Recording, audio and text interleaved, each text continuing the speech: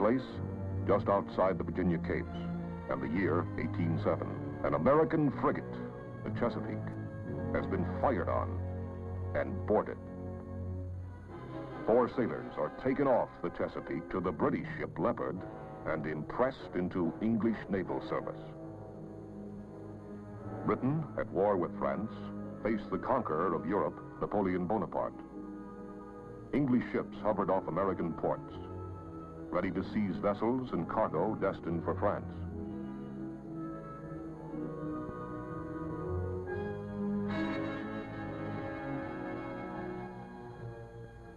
The United States was expanding westward. The Louisiana Purchase in 1803 had doubled the size of the young republic. The Mississippi was now open to its mouth. Down the western rivers went the pioneers. But the British hold on the forts in the Northwest Territory gave them control of the lakes and of the Indians in the area. Naturally, the American frontiersmen wanted the British to get out. Their spokesman in Congress, the War Hawks, clamored for war.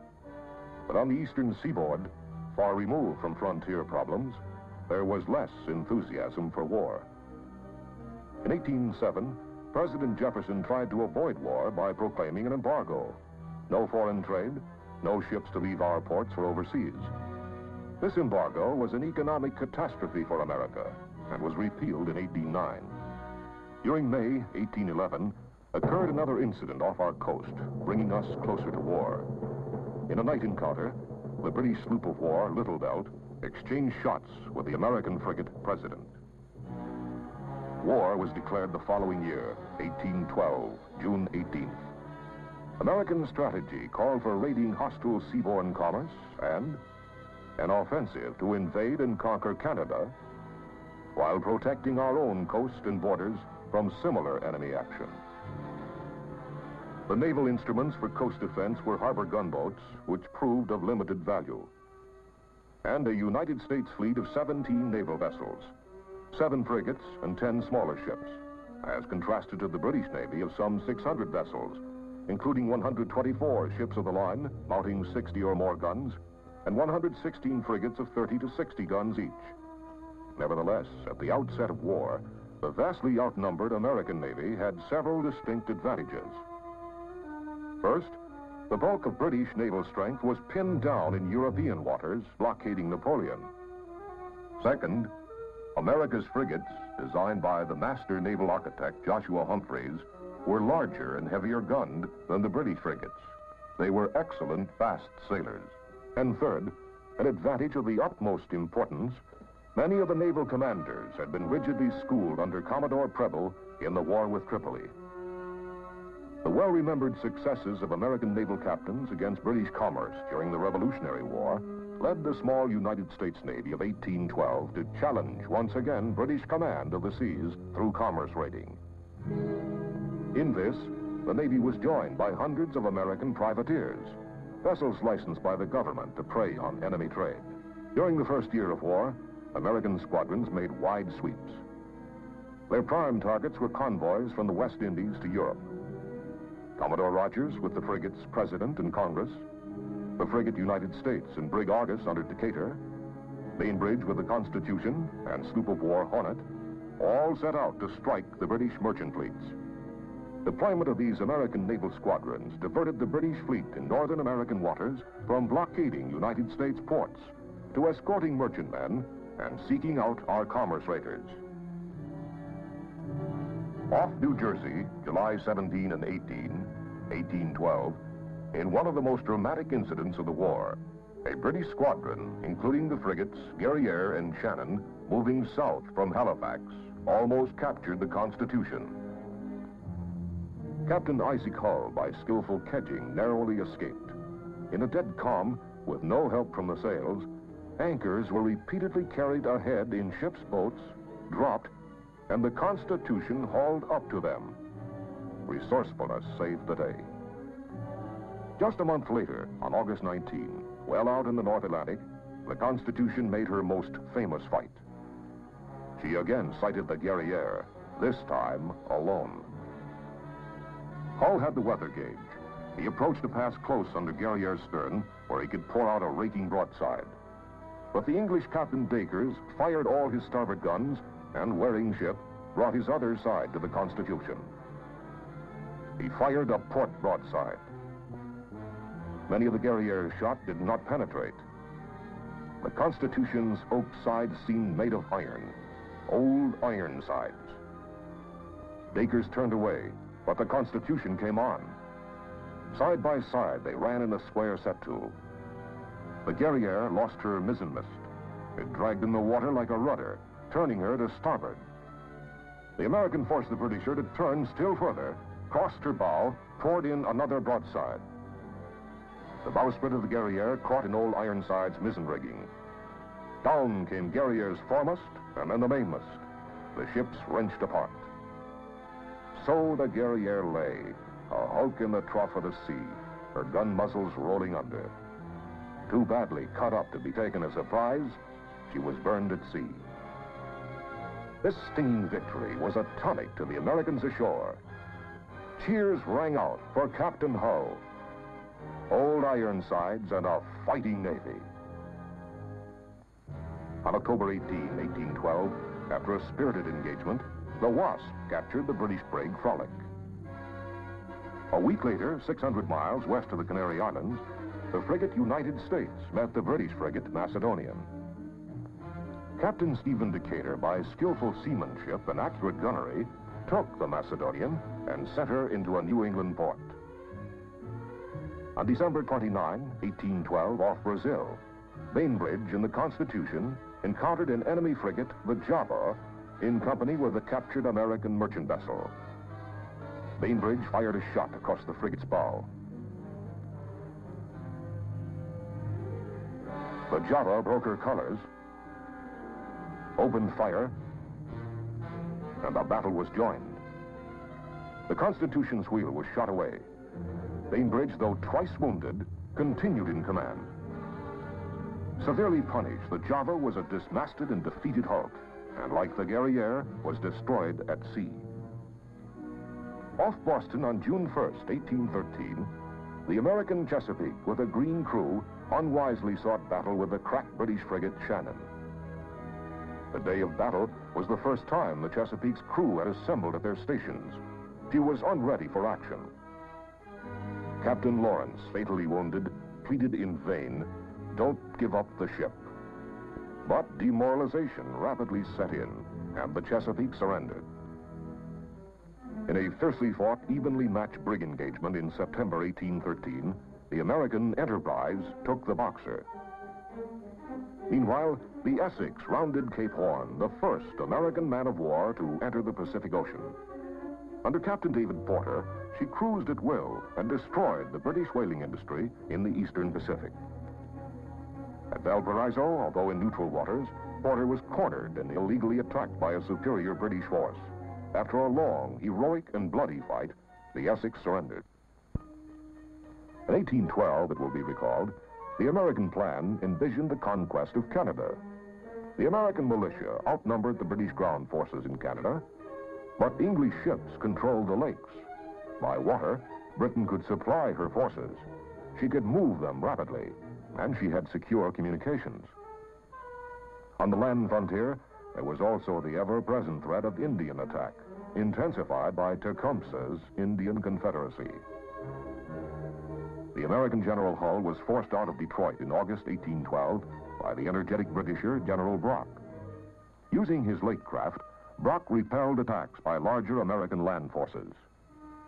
To contest British control of the lakes, President Madison ordered the building of American warships on these vital arteries.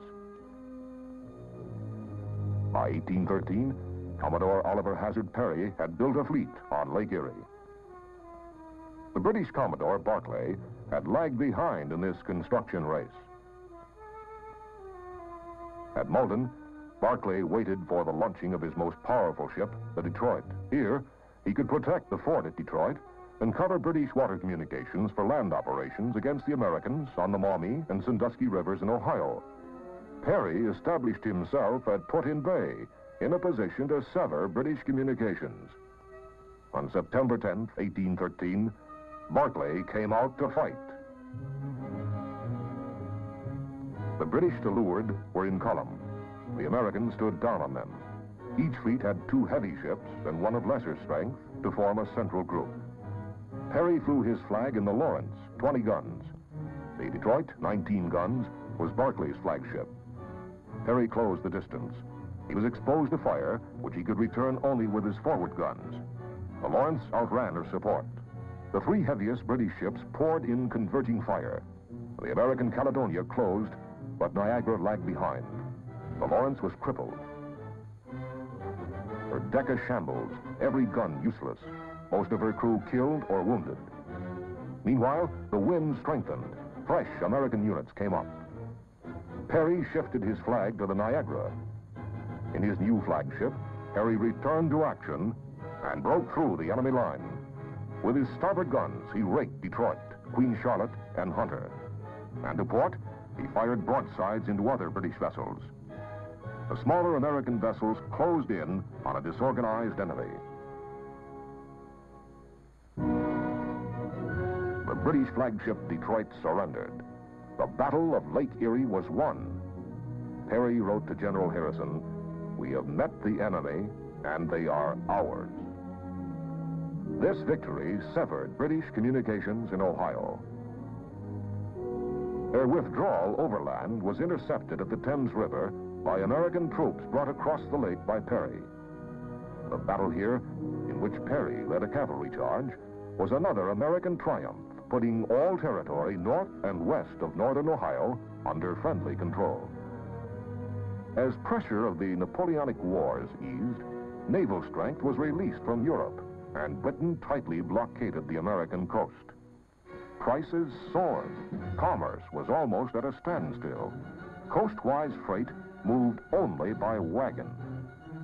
By 1814, British armies composed largely of veterans from European campaigns were sent to America. The United States was to be invaded from the north and from the south.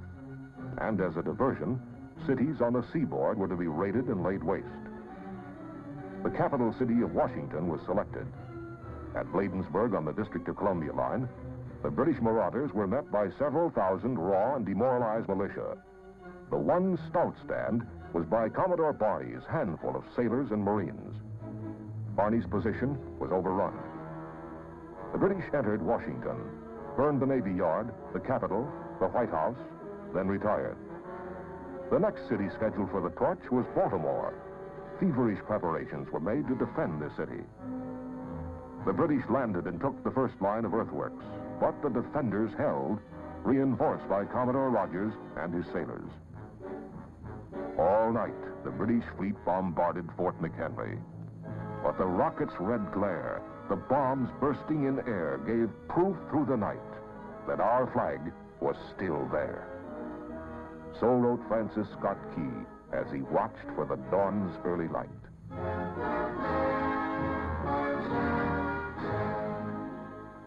The invasion from the north by 12,000 seasoned troops was led in person by the Governor-General of Canada, Sir George Prevost. Success of the invasion depended on command of Lake Champlain, since there were no suitable roads, and only that waterway could carry an army's supplies. But the United States controlled these waters. Commodore Thomas McDonough had built an American fleet, which was based at Plattsburgh. The British had also rushed construction of a fleet, including the powerful 37-gun ship Confiance. Prevost and his army arrived at Plattsburgh, where no sizable American land forces opposed him. Early in the morning of September 11, 1814, the British squadron sailed to engage McDonough. The American fleet waited in the bay under Cumberland Head in careful formation, ready for action. McDonough had chosen his position well. The British fleet had to approach the American column with their bows presented and open to the dreaded raking fire. The British Commodore Downey had 4 strong ships: Confiance, Linnet, Finch, and Chubb, plus gunboats. The Confiance was scarcely ready for action. Shipwrights had just left her. The crew had just reported aboard. Another example of an unready vessel. Downey knew that the 2 strongest American vessels were on the windward or northern end of the column, and decided to concentrate 3 ships against them. The Linnet and the Chubb were to engage the Eagle, while the Confiance was to anchor athwart the bow of the American flagship Saratoga. The Finch and gunboats were to attack the American rear, the Ticonderoga, Preble, and the galleys. But fortune was with McDonough. The wind failed the Confiance. Forced to anchor, she was fired on by the entire American column. In return, the Confiance fired her first broadside, and the Saratoga lost 1/5 of her crew. Aboard the Confiance, Downey was killed. The Eagle was attacked as planned by the Linnet, but not by the Chubb, which became unmanageable and surrendered. The Finch grounded, so the American rear was attacked only by gunboats. The Confiance and Linnet fought against the American Saratoga and Eagle. After an hour and a half, both flagships were shattered. At the critical moment, McDonough, by use of a spring line, pivoted his ship to bring fresh batteries to bear. The issue was decided here. The Confiance tried the same, but was slowed by battle damage. The crew panicked. The Confiance struck her colors, followed 15 minutes later by the Linnet. Commodore McDonough, with leadership, bravery, and skillful disposition of his ships, had won a great victory. Governor Prevost's army retreated to Canada, since naval control of the lake remained in American hands.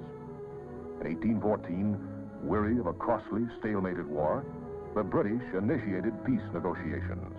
On Christmas Eve, the Treaty of Ghent was signed. But news of the peace did not reach the British force at sea, poised for the southern invasion. Commodore Daniel Patterson predicted correctly that the British point of attack would be New Orleans. His small naval squadron delayed the enemy landing several days, gaining invaluable preparation time for the Americans. When the battle was joined in January 1815, direct naval gunfire support assisted General Andrew Jackson in defeating a British veteran army of some 5,000 troops. New Orleans was the last land action of the war. By the terms of the treaty, the British agreed to evacuate the Northwest Territory. They relinquished their claims for part of Maine and exclusive control of the Great Lakes. The decisive American naval victories by Perry on Lake Erie and McDonough on Lake Champlain left Britain with a poor case. England never resumed impressment of American seamen. The War of 1812 proved once more the necessity for a strong navy, maintained in a state of constant readiness. Lacking adequate naval strength, we could not lift the strangling blockade. Invasion had been stopped on Lake Champlain and at New Orleans, but it was not stopped in the Chesapeake Bay, which was devoid of American naval strength. Washington had been burned. The Chesapeake's loss to the Shannon emphasized the disastrous results of lack of training and discipline. But America could take pride in her fighting ships and men. The few frigates and smaller vessels had more than held their own, all forerunners of our great modern fighting ships. Men and ships of 1812, fighting defenders of our great free republic.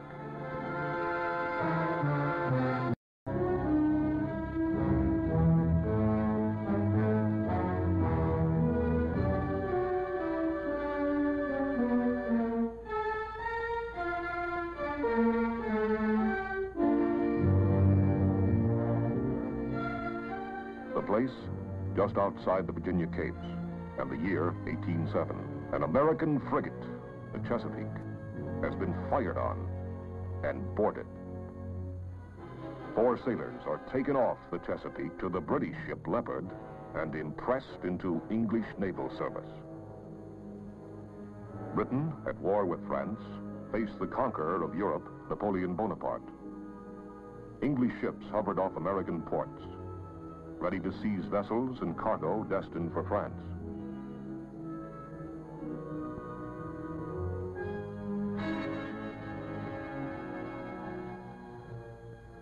The United States was expanding westward.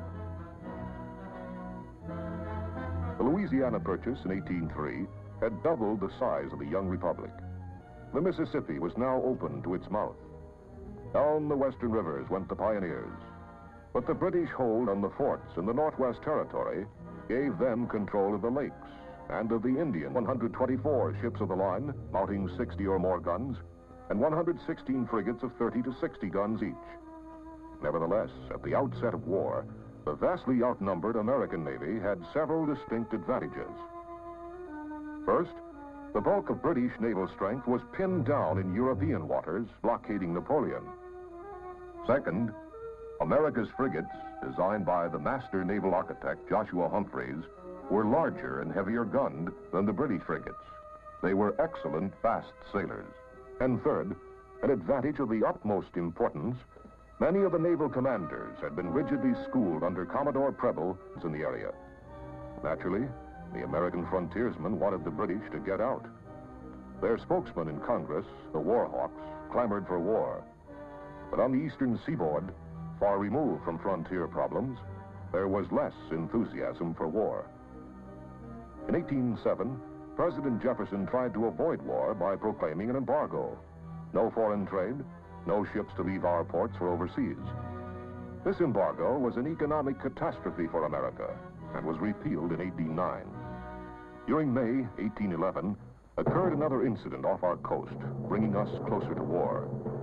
In a night encounter, the British sloop of war, Little Belt, exchanged shots with the American frigate President.